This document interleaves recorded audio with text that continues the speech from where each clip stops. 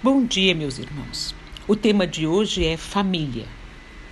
Há uma necessidade premente nos tempos atuais de que o significado dos termos casamento e família sejam redefinidos ou definidos cada dia com base na sua origem.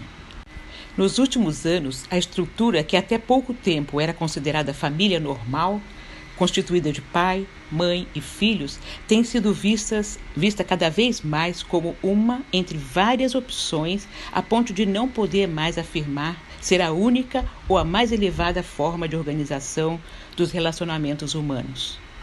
A visão de casamento e família, cujas raízes encontram-se nas escrituras sagradas, foi substituída, em grande parte, por um conjunto de valores que prezam por direitos humanos, realização pessoal e objetivos individuais e sociais. Podemos dizer que o casamento e família são instituições em crise. A crise cultural de nossos dias é apenas um sintoma de uma profunda crise espiritual que corrompe os fundamentos de valores sociais antes considerados comuns e únicos. Deus, o Criador, instituiu o casamento e a família conforme a Bíblia ensina, porém sabemos que há um ser maligno chamado Satanás que guerreia constantemente contra os propósitos criadores de Deus neste mundo. Batalhas espirituais e culturais são travadas dentro do que é mais importante para a criação, a família. Há necessidade de reconstruirmos os fundamentos bíblicos de casamento e família. Vamos abrir a Bíblia lá em Gênesis, capítulo 2, versículo 18. Então o Senhor Deus declarou: não é bom que o homem esteja só. Farei para ele alguém que o auxilie e lhe corresponda. Versículo 21. Então o Senhor Deus fez o homem cair em profundo sono, e enquanto ele dormia, tirou-lhe uma de suas costelas, fechando o lugar com carne. Com a costela que havia tirado do homem, o Senhor fez uma mulher e a levou até ele, e disse então o homem: esta sim é osso dos meus ossos, carne da minha carne. Ela será chamada mulher, porque do homem foi tirada. Por essa razão, o homem deixará pai e mãe e se unirá à sua mulher, e eles se tornarão uma só carne. O casamento é uma separação antes de ser uma união. A necessidade de abandonar outros relacionamentos para se tornar uma só carne, uma família. Deus não apenas criou o casamento, também o abençoou. Gênesis 1, 28. Deus os abençoou e lhes disse: sejam férteis e multipliquem-se, encham e subjuguem a terra. O casamento nasceu no coração de Deus, não no coração do homem. A iniciativa da família foi e ainda é de Deus. Um homem sozinho pode ser vencido, mas dois conseguem defender-se. Um cordão de 3 dobras não se rompe com facilidade. Eclesiastes 4:12. 3 dobras: um homem, uma mulher e Deus. O casamento é a pedra fundamental da sociedade humana. Dele dependem todas as outras instituições, até mesmo a igreja. A igreja é um reflexo das famílias que a compõem.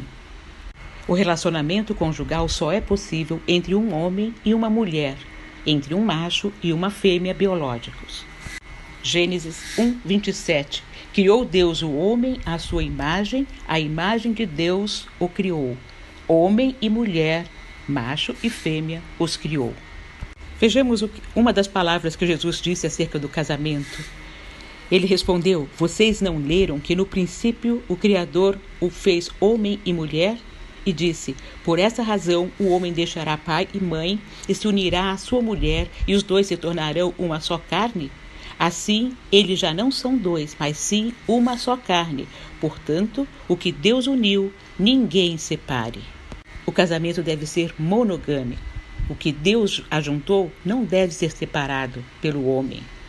A monogamia sempre foi o propósito original de Deus. Apesar de termos conhecimento de poligamia no Velho Testamento, Paulo afirma na primeira carta aos Coríntios, capítulo 7, versículo 2: cada um, no singular, tem a sua própria esposa, e cada uma, no singular, seu próprio marido. A Timóteo, na primeira carta a Timóteo, capítulo 3, versículo 2: deve ser esposo de uma só mulher. Deus deu a Adão apenas uma mulher e a Eva apenas um homem. Isto como princípio para reger toda a humanidade.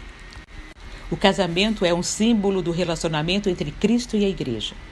Assim como Eva foi tirada da costela de Adão, lá em Gênesis 2:21, a Igreja nasceu do sofrimento e da morte de Cristo na cruz.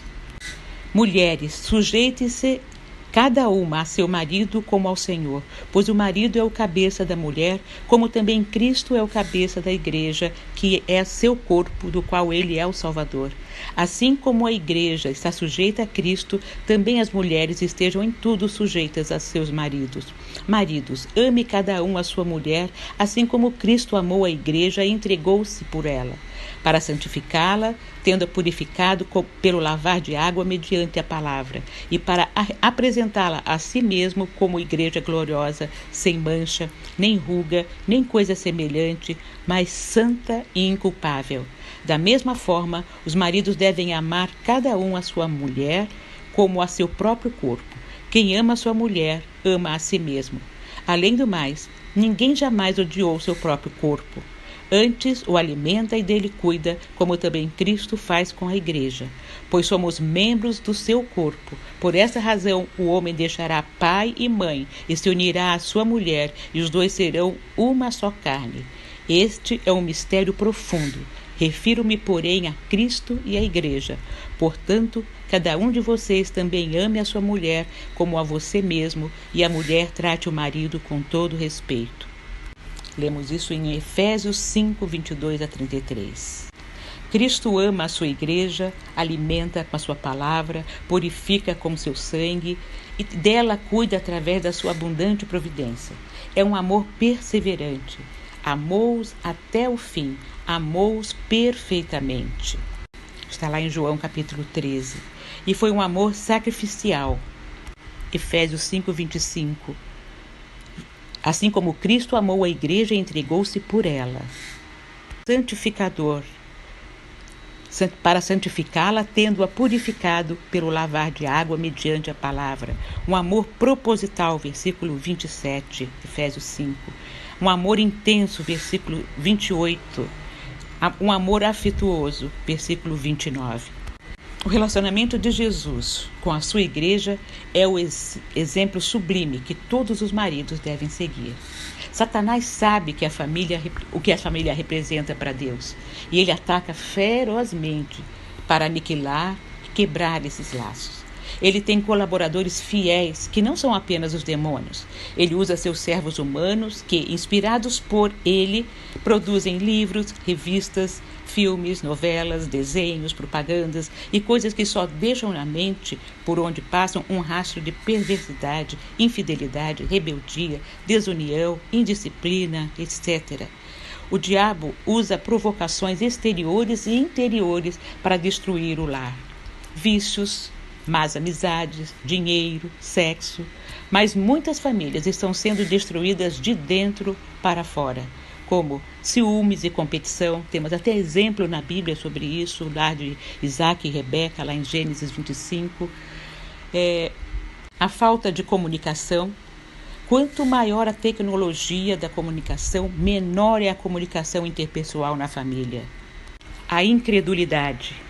Apenas ir ao culto no domingo não significa uma comunhão íntima com Deus. A oração individual não substitui a oração em família. Quem não se reveste da armadura de Deus em casa não estará pronto para enfrentar as ciladas do inimigo lá fora. É dentro da espiritualidade do lar que o cristão mais se fortalece. Outro inimigo é o materialismo. Mateus 6:21. Pois onde estiver o seu tesouro, aí também estará o seu coração. Ser possuidor de bens materiais não é sinônimo de ter bênção familiar. O excesso de atividades, o ativismo, também é um inimigo do lar. Mateus 24:43 diz assim: Mas entendam isso, se o dono da casa soubesse a que hora da noite o ladrão viria, ele ficaria de guarda e não deixaria que a sua casa fosse arrombada. O tempo corrido tem consumido a vida em família e deixado de dar atenção necessária para o cuidado da mesma. Efésios 5,16 diz: remindo o tempo porque os dias são maus. Outro inimigo que nós vemos muito, o egoísmo. Marcos 3,25 diz: se uma casa estiver dividida contra si mesma, também não poderá subsistir. Uma família unida consegue vencer qualquer dificuldade. Deus ama a família. Deus ama a sua família. Deus ama a minha família. Assim, devemos aprovar o que Ele aprova e condenar o que Ele desaprova. A Bíblia foi, é e sempre será nosso único guia, a única luz, nosso GPS fiel e seguro para nos conduzir nos caminhos da vida individual, da vida conjugal e da vida em família. Para nós refletirmos e agirmos conforme está na nossa lição impressa. Como avalio a minha família de acordo com os ensinos das Escrituras? Qual tem sido o nível do meu compromisso com Deus na preservação da família? Tenho promovido reuniões em casa para o estudo da Bíblia? Temos como família cristã testemunhado de Cristo ao mundo? Que Deus nos abençoe, que nós possamos retornar e influenciar pessoas para que possamos ter família conforme a palavra de Deus. Amém.